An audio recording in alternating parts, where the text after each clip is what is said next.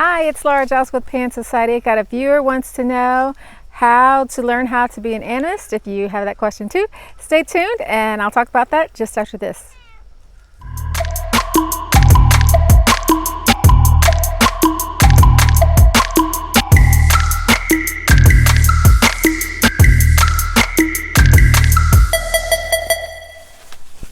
Hey, it's Laura Giles with Pan Society. If you like this video or any other Pan video, please hit that like button, send me a comment, tell me what you liked, and let's have a conversation. So, how do you become an animist if this is not the path that you were born into?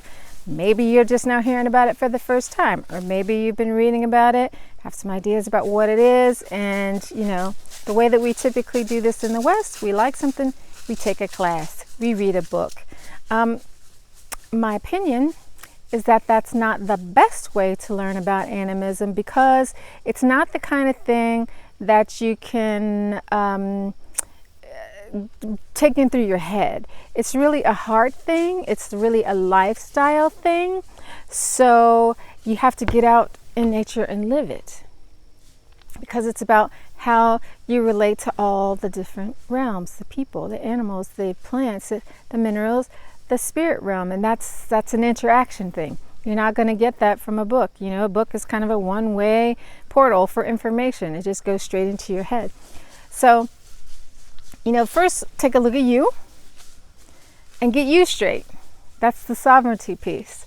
So, what makes you you? Who are you? That's a really important piece, because from the time we're little, we're given all these prohibitions. Don't do that. Don't think that. Think this. That, and so we have all this deprogramming to do.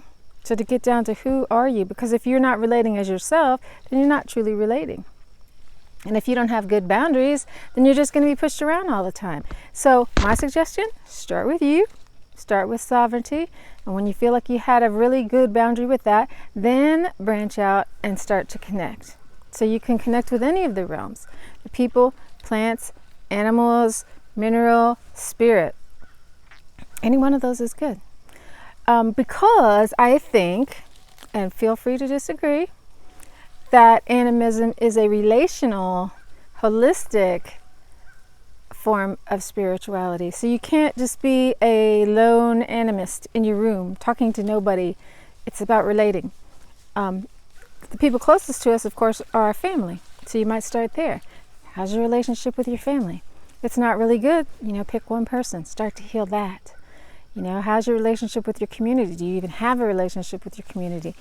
Once your family is good, you might want to spread out there, because it gives you a strong foundation from which to spring, right?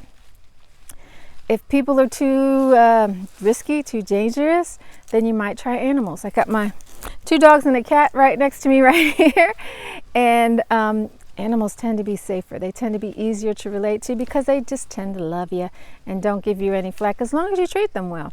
So maybe you like to live in service with animals. So maybe you're into animal protection or animal rights, something like that. Or it could be with the environment. Maybe you like to clean up the water, clean up the air, join in people who are doing things to make sure that these resources are around for everybody.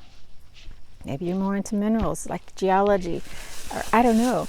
But there's lots and lots of ways to serve. And if we all serve, wouldn't this be a much nicer place for us all to live? I think so. It doesn't take a whole lot.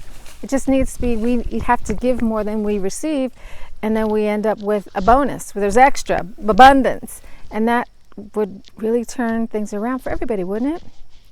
So I think that animism is a path of service. It's a path of love, and it happens when we give of our true selves and interact with all of these many realms. If we do that in a good way, then it only gets richer and richer and richer. And I can't predict what it's going to look like for you. I can't predict what it's going to go. Is it going to lead to enlightenment? For some people, that's the goal. Oh, I want to be enlightened. But for me, it's just about being here, being right now, and then I don't worry about that stuff. If it happens, cool. If it doesn't happen, cool. Because this moment is pretty cool just as it is. So I hope that puts you on the path. We do have a group that you can engage in conversations with people about it, and that can certainly help direct the things that you think of his animism and give you some ideas on how to express that. We do have a mentoring program.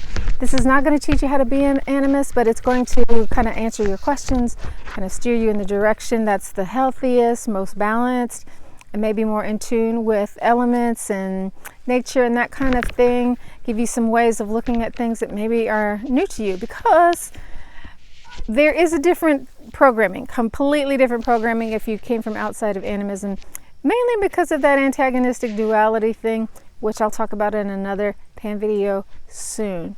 So if you don't know what that is, it's probably going to be real tricky for you to really embrace the animist concept, but you can get to that later. So thank you for tuning in. Good luck on your animist journey. I hope that it is really deep and meaningful for you. Thanks for tuning in. Bye.